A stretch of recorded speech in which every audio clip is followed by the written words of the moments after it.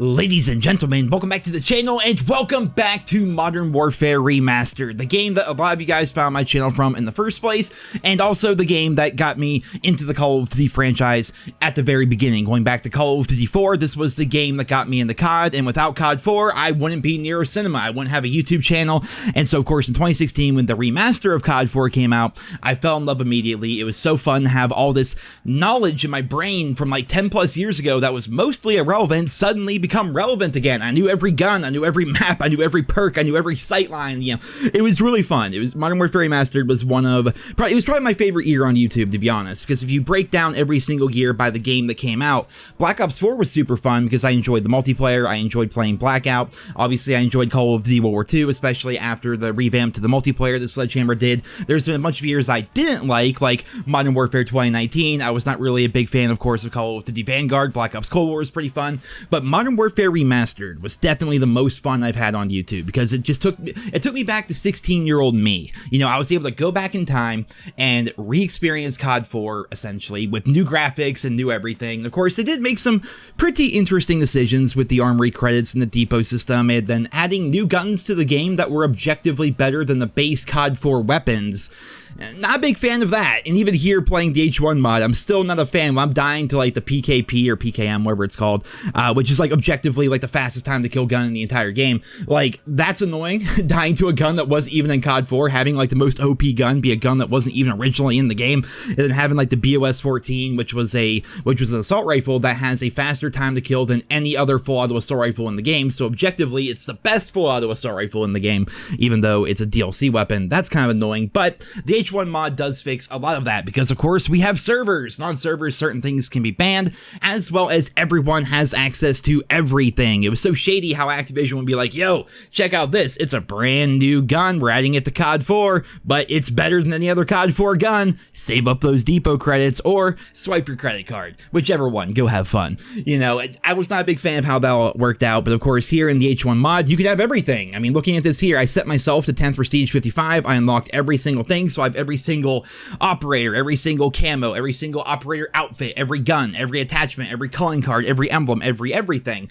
And if you want to do that, sure, you can do that. If you don't want to have everything unlocked, you can also just level up for fun. You can just set yourself to level 1 non-prestige and progress through the game as you normally would with original Modern Warfare Remastered. Or you can also do this. You can go through and you can unlock everything in the game and then set yourself back to non-prestige level 1 and make it so when you actually get kills and you're leveling up and stuff, you're still leveling up. I mean, you have everything unlocked, but you just watch your rank go and you can watch yourself progress through the different prestiges and things like that. There's so much you can do with a mod like H1. If you're wondering how to install this mod, or I did a video previously on, so I'm sure most of you know about it by now, but if you're wondering how to install the mod, it can be free. I'll put a link to Rage's video down there in the description. I think it's a pretty well put together video. It shows you virtually everything you need to know about downloading the mod and playing it. It is PC only, which is unfortunate, but that's the way it goes with modding, right? You don't really mod on consoles. I mean, some people do, but you know, modded servers, modded clients, things like that, SM2, IW4X, the Plutonium Project, H1, MWR here, like all these things are on PC.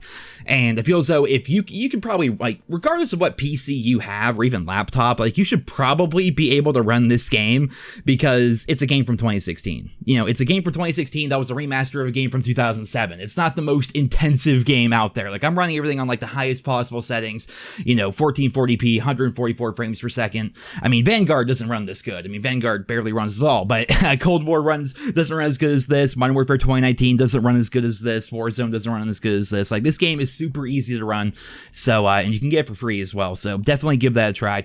And I just want to make this video to say that this game has warmed my soul, because as I continue playing COD and as I continue making videos on it over all these years, I mean, we're coming up on the 11-year anniversary of NerosCinema, and I had channels before this one even. So I've been playing COD for a very long time, and I've been making videos for a very long time. We're talking like 3,000 plus videos just on this channel alone. And over the years, I've definitely gotten jaded. And I think rightly so, I've gotten jaded at the things that Activision has been doing to the Call of Duty franchise. And at its core, I'm still a fan of COD. Right, I still love the run around, the shoot 'em up, the playing search and destroy, the team deathmatch, the leveling up, the getting, unlocking perks, unlocking attachments, doing all the things that encompasses COD. But most of the time, there's a bunch of outlying externals that make the game not as fun, such as supply drops, such as bullshit DLC systems, such as them cutting a bunch of base content from the launch of the game and then repackaging it as DLC, or giving us a brand new season like with Vanguard with one multiplayer map in it, which was like a mid-tier at best World War II map just remastered. Like, a lot of the decisions that they do, like on the external side of COD, is what really gets me annoyed, because while the core gameplay is fun, I've been playing COD for over 15 years, right? So I've seen COD's core gameplay. I've been there, I've done that. And so for a lot of people, myself included, like the externals, like the progression paths, the DLC system, how often they're going to have their seasons and the content that is added with those seasons and balance changes and updates, like all that stuff really matters more to me as a long-term fan of the franchise as compared to someone who's maybe brand new, maybe somebody who started off with Modern Warfare 2019, someone that started off with Cold War, or etc., right? They've been conditioned to expect less, whereas for those of us who played way back when, we've been conditioned to expect a lot more, and recently we haven't really been getting that. So over the years, I've been getting pretty frustrated at COD, even when a game at its core is pretty good, like Black Ops Cold War. And then I go back to a game like this. I get the H1 mod, I install, I bought the game on Steam. I bought the game and the DLC because, I don't want to torrent. I don't know much about it really. So I bought the game, I installed it, I got the mod set up, I started playing, and it took me back, man. It really took me back to the good old days. It reminded me why I love COD to begin with.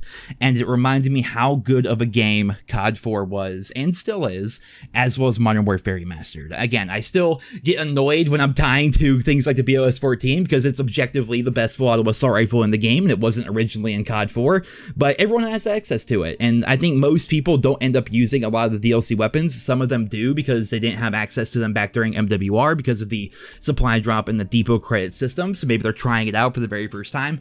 But in general, when you play this, and there's a pretty solid population, and more people are showing up every day, which is cool. Here's a list of the servers right here. This is like I recorded 20 minutes ago, something like that. So like 3:30 in the afternoon Eastern time on June 27th, right? So it's a pretty populated game so far. More and more servers are being added every day. There are still some issues. I don't believe there's a way to party up with your friends, which is kind of annoying. You just have to join the same server and then switch teams to be on the same team. That's kind of frustrating. That's something I think they can fix eventually. I don't know, but I'm hoping that's something they can fix. And then things like search and destroy occasionally bug out because certain lobbies have bots in them, whereas other lobbies don't. And you can see how many bots are in a server by the number of players in parentheses next to the actual player count. And sometimes in search and destroy, like when you have a bot be the final kill, you just, instead of it going to the next round, for some reason, you have to just sit there and wait until the clock counts down for that round. So you get the final kill, and then you still have like 40 seconds left in the round, and then you just do nothing for 40 seconds while you wait. So there's definitely some like random bugs, random technical issues. It's a mod at the end of the day, and every day it's going to be made better. It's a game made by fans, or a mod rather, made by fans for fans. And, they're going to do their best to make sure the game is as fun as possible. So every day we're getting more updates. Every day more and more people are starting to join. And like I said, going full circle, man, like the game has reminded me why I love COD. It's been such a breath of fresh air after dealing with like all the BS of Vanguard and things like that. Like to go back to simpler times and get to basically take a victory lap. For those of us who played COD 4 back in the day, those of us who played MWR back in the day, it's like a victory lap for us. We've been there. We've done that. We've used all the guns. We've used all the attachments. We've seen every sight line. We've played the maps. We just go back for a victory lap. We mess around. For me personally, I like to play Search and Destroy. We mess around playing a little bit of Prop Hunt and Slasher and things like that, and it's so much fun. It's so much fun, and it kind of just really goes to show like what COD can be if they would stop trying to make COD something else. You know what I mean? Like, I know that sounds a little bit confusing, but if they go back to the Call of Duty roots, which is what we were talking about back with Call of Duty World War II, back to boots on the ground and all that.